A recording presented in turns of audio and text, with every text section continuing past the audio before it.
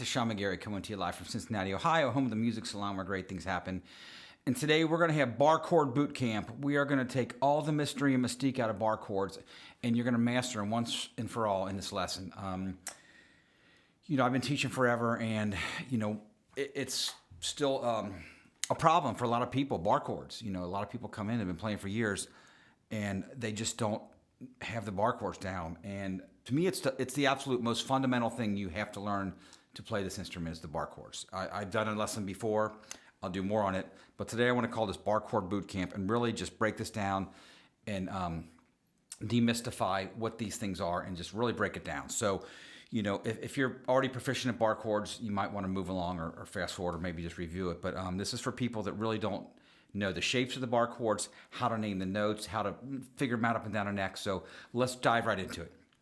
So I like to categorize bar chords into two categories. Root on the E, root on the A. Okay, that's it. So either you're starting off the E string or you're starting off the A string. So we're going to go through all the chords off the E string. Now, one of the first things is people think, oh, well, if you move the root to the A, it's the same shape. It's not. It's completely different. There's all new set of rules. So you got to think of this as two separate things. Okay, so the first thing is let's look at our major chord shape off of the E string. I'm going to use the key of G for everything today, and this is the third fret E string is G. And by the way, here's another quick thing. If you don't know your notes, you have to know the 12 notes that make up the musical alphabet. I'm going to tell you real quick.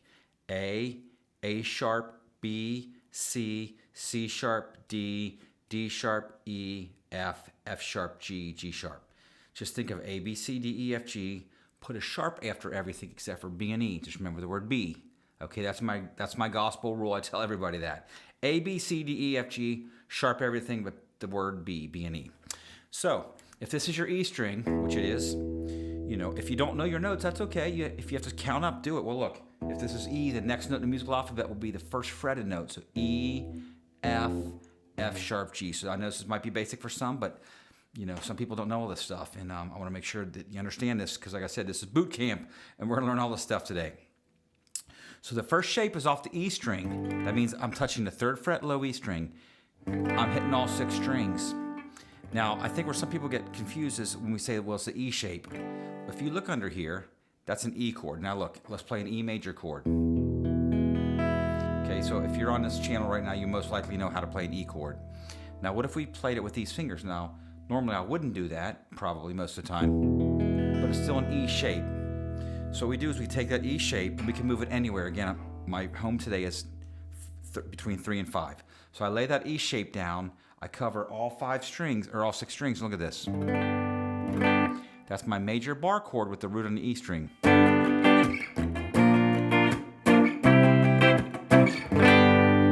So wherever I play that shape, it's a major chord. And man, I say it every lesson to everybody.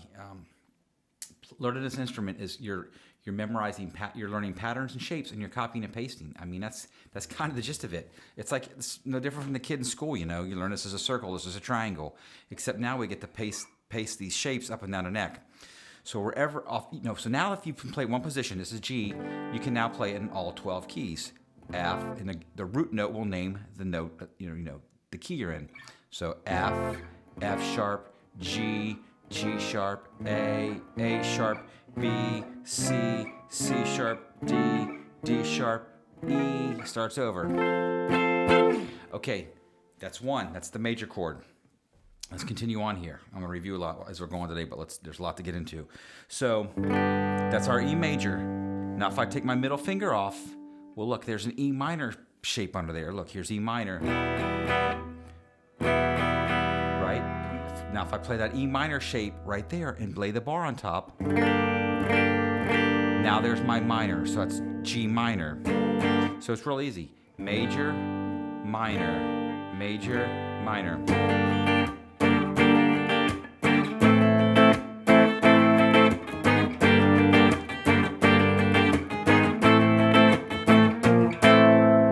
Okay, now we can get into, and really the two main categories for me are major and minor, now diminished and augmented, but if you can get the majors and minors down, that's a tremendous start. Now let's look at like the sevenths and minor sevenths and major sevenths. So if I'm right here and I want to make this a dominant 7 chord, which is kind of a bluesy chord. I take that E-shaped major chord and I lift off my pinky, and there you have a 7th chord. Well, look, there's an E7 shape. So all these are attached to a shape, man. So here's E7. E7 shape. Well, if I did it like this, and I go up here, put that bar on top, I've still got the E7 shape, so we call this G7. Now, if I want to make this a minor 7, I lift off, I just leave my ring finger on. Now, and technically, like this is an E minor 7 if I went like this. So, you can think of that as an E minor 7 shape, but up here, so G minor 7. Quick review. Here's major, here's minor, here's 7th, dominant 7th, and here's minor 7th. Now I'm going to show you this major 7, and it's not really a bar chord, but I still kind of include it in the family because I'm not really barring. And this was another one that people, they mess up all the time. So look, I'm still keeping my root here, and if I go like this, at first glance, it might look like I'm playing a bar chord, but I'm really not. So what's going on here is I have an A minor shape, right? Here's my A minor. If I move it up here, I'm just switching these fingers out. I'm at the 4th and 5th fret. I'm sorry, I'm at the 3rd and 4th fret. And what I do is I keep that A minor shape, and I just reach over and grab that G note. Now look, I either, sometimes need to mute that A string out or just skip over it. That's my major 7.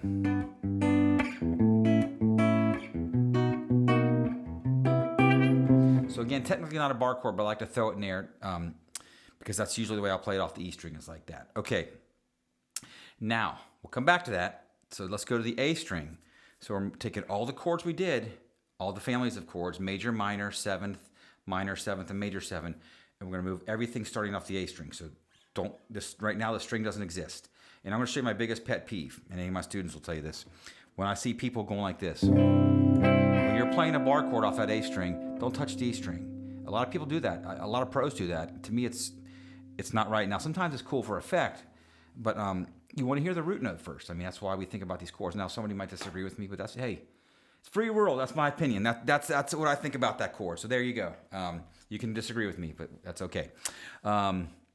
So anyway, in all seriousness, if I take this chord now, I'm off the A string. Per my pet peeve, per my rule, don't touch the E string. Unless you're in the key of E. Then we can play, the low E, or at least strike it open. Now we have an A shape here. Look at this. And this is another one that people have trouble with because it's a little tricky. There's no shortcut to these. There's no easy way to play these. And again, man, I see people play it like this. This is like the old school Mel Bay book way. I see a lot of great players playing like that. To me, it's way too hard, and you can't do all these extensions and things like that. So I really recommend doing it like this. So here's an A major chord. Right? Now if I bar that A, which a lot of times we will, if I sub it out with my 3rd finger. So look, here's still an A shape. 5, 5, 5. Look at that. Another huge thing. Do not go like this. It makes my skin go, I want to hear somebody go. That is not right. We don't want that note in there. I know it's hard, but here's the trick. People say, well, how in the hell do I not hit that string? Well, the answer is you don't worry about it. You let your right hand control what you're hitting. Look, it's almost impossible to not hit that string. And what you want to do is just kind of mute it out anyway, right? So you're not really trying to not hit it. You just lay your finger flat as you can. Don't go like this. Just it's an enclosure. Leave the E strings out. So that's your root A major chord.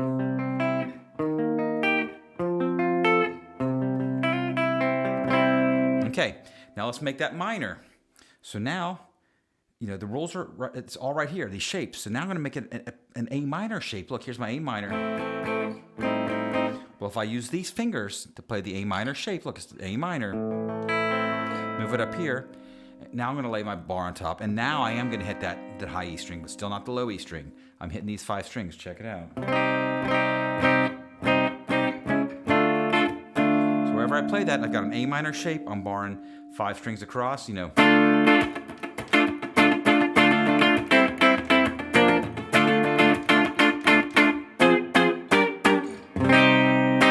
Okay, so major is the A shape. C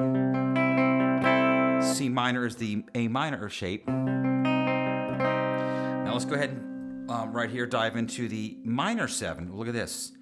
Here's an A minor 7 shape. If I go like this, that's an A minor 7 shape, and all that is, that's a minor chord with your ring finger off, right? So you've got the G string open. So I take that same shape, and I move it up, and then I put that bar back on. Okay?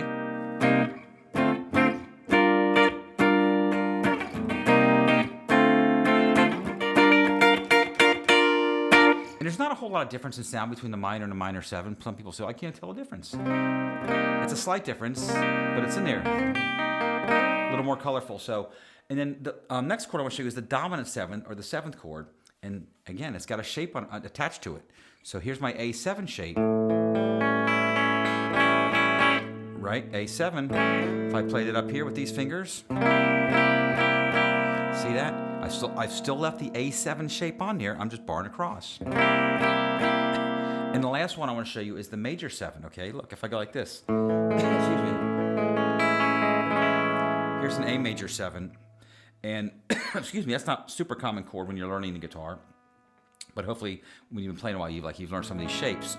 And the way I think about that, I explained the major 7 just from this open position, is if you took your A chord and you move this G string note down 1, you get this sound. And then also you can think of it like a D7 shape. So that's another easy way to think about it. Here's a D7. If I move it over a set of strings, now it's that beautiful major 7 sound. I love that sound. So we're going to take that shape and go up here. Right?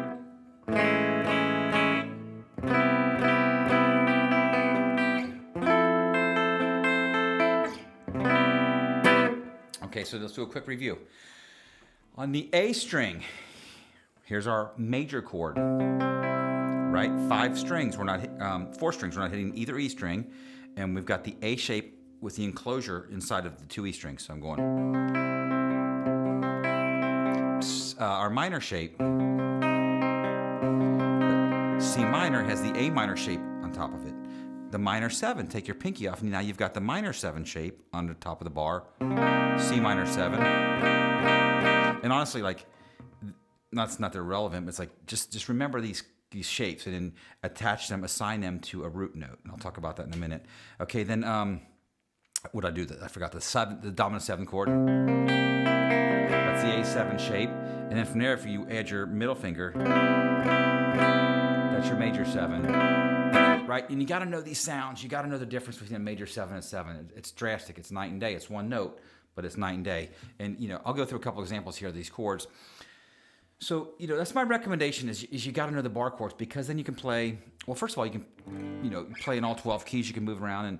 And most basic songs are just major minors with 7s and some minor 7s and major 7s, So that'll get you through, a lot of basic playing if you're playing rock, blues, country, whatever, And you got to know these notes. And again, it's one of the first things I tell people is just try. If you do nothing else, look, I don't even care. It's not that I don't care, but like I tell people, you got to know these notes on the first 2 strings. Okay, you have to, because you can move your scales around. All that stuff is based on these strings, and the other notes on the fretboard will follow. But you got to get these down. And I've said it before, and I'll say it again. The key to learning the fretboard is not a poster. I won't put them in my studios. It's like, I hate that. I hate all the notes thing. And that's no offense to anybody that does. To me, it's like, you just got all these notes you're looking at, and it's like, come on, man. You got to use this stuff. You got to sit down and play it, and you got to memorize it, and then put it, play songs with these notes and these chords. You got to memorize it. Staring at a poster on the wall is not going to make you a better player or memorize the notes. Look, if it helps you, that's fine. That's just my opinion. Okay, so I'm allowed to have my opinion, and that's it on the notes. So I'll say that a bunch. But please remember these notes. I'm going to do it. I'm going to give you a courtesy call right now, a courtesy calling to the notes. Look, grab your guitar and do these with me. Write them down on a piece of paper. That's going to help you memorize them quicker than just that poster on the wall. Okay, so check it out. E string, F, F sharp, G, G sharp, A sharp, B, C, C sharp, D, D sharp, E. Voila, the guitar starts over again. There's your F, everything repeats. You're not going to play a lot of bar chords up here. You can, but not super, more rare than you're going to. Now, A string, let's look at the notes. A, what's the next note after A in the alphabet, the musical alphabet? A sharp, B, C, C sharp, D, D sharp, E, F, F sharp, G, G sharp, A, voila, you start over again. So that's where I would really recommend starting, is just, like I said, hammering out these bar chords. And what I do with my students is I'll test them. I'll say, okay, and this is where it gets tricky. I'll say, play a D major off the A string. Okay, a D major off the A string. So you got to think about that. Here's the A string. There's a D note. There's a D major. Okay. What if I say play an E major off the A string? An E major off the A string. So I would take that same shape, find the E note, and assign it to that note. So you're basically assigning these chords to the note underneath it. I'm going to say that again. You're learning these shapes I just showed you earlier. You're assigning them to a note, okay? And that note names the chord. So if I said, hey, play a D sharp minor off the A string. D sharp, there's the minor. What about D sharp minor off the E string? Okay, and another really good question I get asked a lot, and I don't think there's a definitive answer, because there's not. Is people say, well, how do you know which one to play? And it really depends on the sound you're going. I mean, if you're learning a cover song, you can say, well, that's what they're using, because you can hear it. And I don't have a rule. It really depends on the sound I'm going for. But I like to keep things close together. So if I'm playing like a 1-4-5, G, G, C, D, I'll most of the time play it right here. Versus going, not that I won't, but it's, you try and condense things as a rule. So that's what I would do. I start with that. Now let me give you a couple examples of just how to practice these chords, okay? So, learn songs, learn Brown Sugar by the Stones. I know it's open tuning, but, learn like whatever, just learn the in the open position, or learn Fly Away by Lenny Kravitz. Learn, learn any song that uses bar chords. There's, we could go on for days. Any classic rock song is going to have bar chords in it. Okay, so that's just kind of step one, is learning those some songs with these chords. Now, I like to just practice in family groups. So look, here's major. If you're having trouble with these and this is new to you, just do the old 1 fret thing.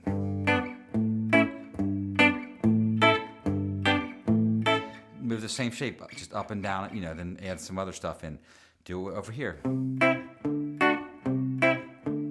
Now if you switch strings, major, major, major.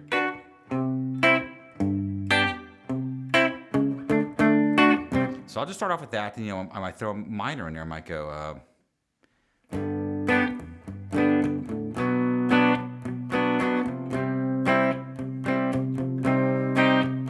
So I'm mixing and matching. Look, I'm going major off the E string, G major. Now I'm going to move my root to the A string, but play a minor chord. Now go back to major. Go back to minor. Okay, maybe next time I'll make it a dominant 7 chord. Minor 7. Sorry, C major, C minor 7. Okay, I'm not going to get any extensions right now. I'm going to try my best not to. I did a whole lesson on this when I first put this channel up, before people started watching it, and it might be good to talk about this real quick. And this is one of my favorite things to show people in practice. Okay, so like this chord progression.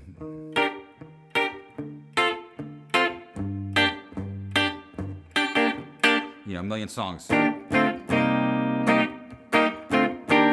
But it's the major 7 to minor 7, okay? These chords get neglected a lot sometimes when people are learning bar chords. And I understand it. But here's a little exercise that I like to show people. So let's say we go all the way up to the 10th fret. You can really do this anywhere, but this kind of covers some territory. So 10th fret A string is what note? If you're out there and watching, what note is that? Hopefully you know that. That's a G note, right?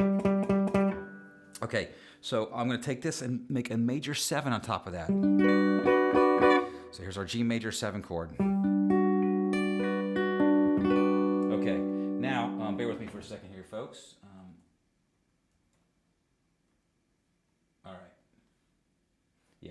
Sorry, computer's geeking out. Now take this chord here, and you're gonna go back 1 fret or a half step and go to minor 7. And first of all, listen to that sound.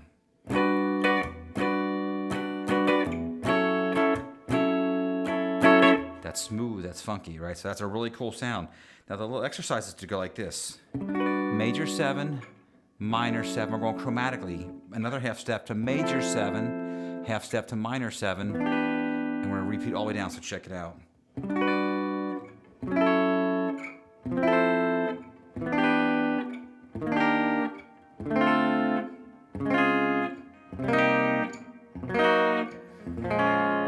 Right? You know, you could do it backwards, you know.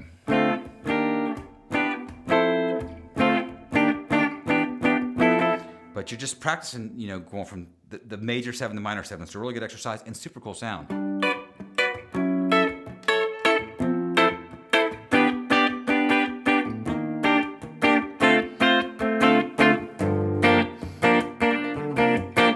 Okay, so then maybe practice a blues with just some 7 chords. Check this out. I'll stay in G. Here's a G dominant 7 with the root on the E string.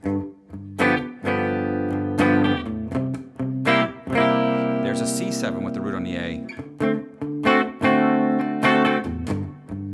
You know, another reason this stuff, there's so many reasons this is important, but like, then it's all movable. So if I wanted to say, hey, you know, say, hey, we're playing a blues in G. If you know these chords, you can move it anywhere. Say, oh, B flat. And somebody might say, man, I can't play in that key. That's a strange key for me. So, well, just move that pattern up, and you sure can.